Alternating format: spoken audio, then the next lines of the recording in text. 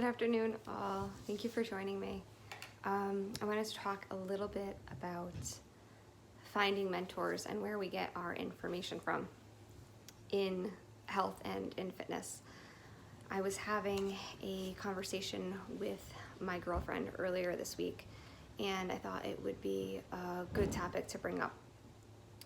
We were talking about our fitness journeys and how having a good coach or a good mentor is really vital to success overall. And one thing that I want to bring up is no matter who you choose to walk with you or to help you on the journey, they can only help you with as much as they know. And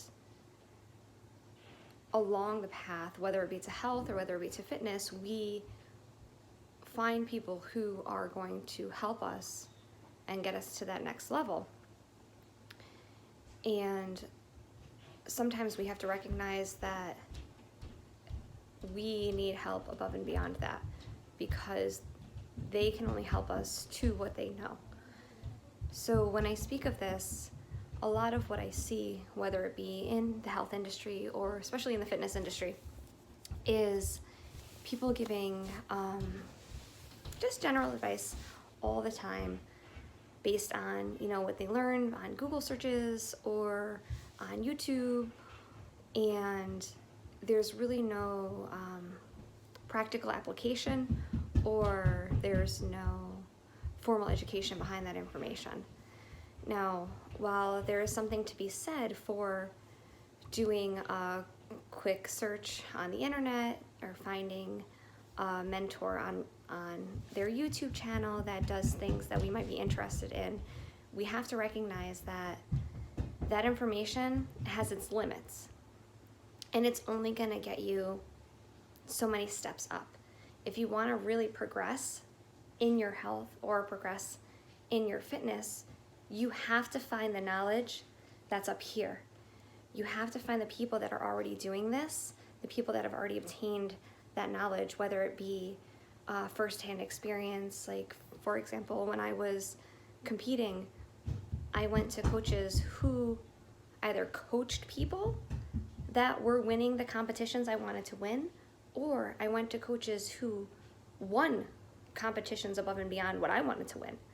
So that way I could get that experience and that knowledge from somebody who has been there and who has done that. When I'm looking at health information, or when I'm looking at my health, I look for people that have an educational background and a specialty in the area that I'm looking for. So if, for example, if I'm looking for someone to help me on the mental emotional realm, I'm going to look for somebody who has experience in what I need, has that experience, that education, or that firsthand experience in what I need. And this can be done, through searching the website. It can be done through, informal recommendations by friends, people who have used them before. We have to be really careful when getting our information from somebody that's on the surface above us, or maybe even where we are. If they have access to the same exact information that we have access to and nothing more, then when we use the information that they have, we're going to maintain that same level. So if we want to grow and if we want to expand in our health and in our fitness, we need to find people. We need to find a support system. We need to find mentors that are above us, people that can teach us from their experience, not just from firsthand experience on themselves, from experience with patients and from experience with clients and an educational experience. This all compounds to them being able to help elevate us to the level that we want to go.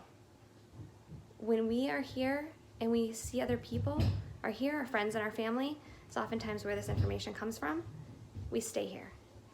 And that's not what life is about. Life is, yes, about learning from your peers and learning from others, but it's about being able to utilize all of the vast information we have access to and grow. And if there's an area that we need help growing in, we need to search and find that mentor that's already here. So so we can bring ourselves up to them. I hope that helps. If you have any questions, there's a lot of different acronyms that people put at the end of their name. They're really fancy, and they can take up a lot of space on business cards and on websites. I would strongly suggest when you research somebody, you look up their acronyms. What do they stand for? What kind of education does this person have? Where have they been? Do they have experience in that field? Should they be saying anything? Oftentimes when people have this knowledge, they're very careful with how they share it, because they know that no two people are identical, and they know that information can be misinterpreted very easily. So they keep a lot of their information quiet, which is why you need to reach out to them one-on-one, work with them one-on-one, pay them for their knowledge, so that way you can get that individual treatment and that individual growth that you're desiring. So I hope this helps, and thank you very much for joining me, and I will see you next time.